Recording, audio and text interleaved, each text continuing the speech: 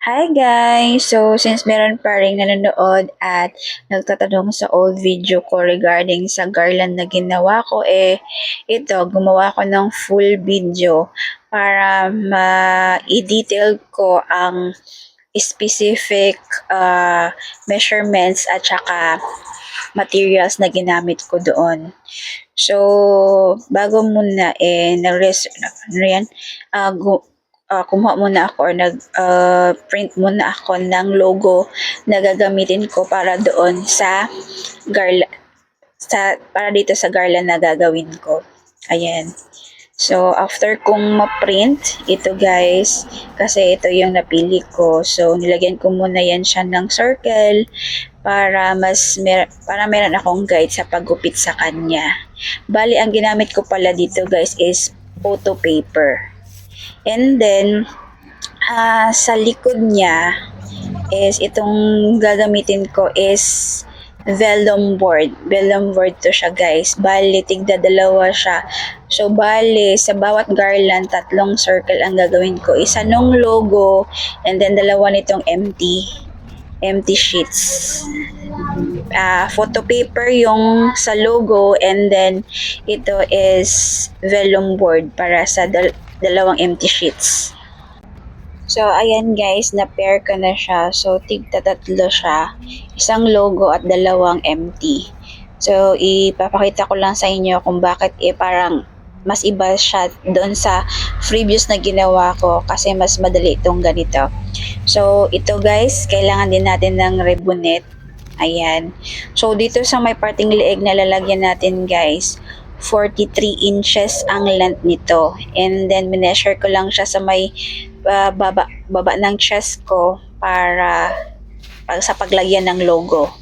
Ayan. So, in-stapler ko na siya guys para hindi na siya mag-separate or mas madali na lang natin ikabit yung logo mamaya.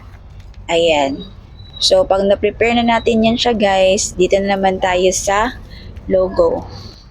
So, ito ang gagawin ko.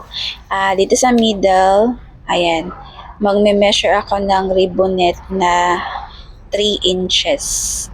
Kasing lapad siya ng diameter ng circle na ginawa natin. Ayan. So, ayan, mag-prepare muna ako guys ng 12 pieces na ganito. 12 pieces na ribbonette na 3 inches ang haba.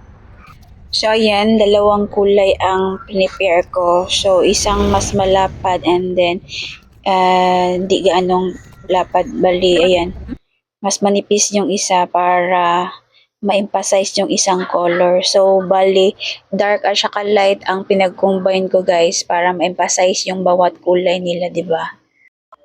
And then, ayan, pinagpatong ko na siya. O, di ba? Mas na-emphasize yung kulay ng isa. And then, mas maganda talaga pag dark at saka light para mag-complement ang dalawang kulay. And then, ayan guys, dinikit ko na siya. Ito yung maging middle niya na circle. Ayan. Kung mapapansin nyo sa old video ko, iba pagkakagawa ko. Kasi 'di ba, dalawang circle lang yung ginawa ko, pero ito 3. Pero for me, mas malinis ang gawa ko dito kaysa doon. Pero kayo guys, kung asan ang mas prefer nyo, kasi mas madali lang yung gawin. Pero madali din naman to, pero mukhang mas madali yung siya. Pero para sa akin, mas maganda ang result nito kasi mas malinis ang pagkagawa ko dito. Then ayan, kinontinue ko lang ang pag-i-stapler hanggang magdugtong yung magkabilang dulo. So ayan, nakagawa ko ng dalawang magkaibang kulay, and then dinikit ko muna siya dun para sa leeg niya. And then ayan, dinikit ko na yung logo sa gitna. At saka yung bilog para sa likod. Ayan, o, diba? So, yan, pareho lang din ang ginawa ko dito sa isa. And then, ayan, pwede nyo gupitan ng ganyan dito para may design. So, ganito lang guys. O, diba? So, ayan. Sana nagustuhan nyo nagawa ko. Thank you for watching and for commenting. Bye!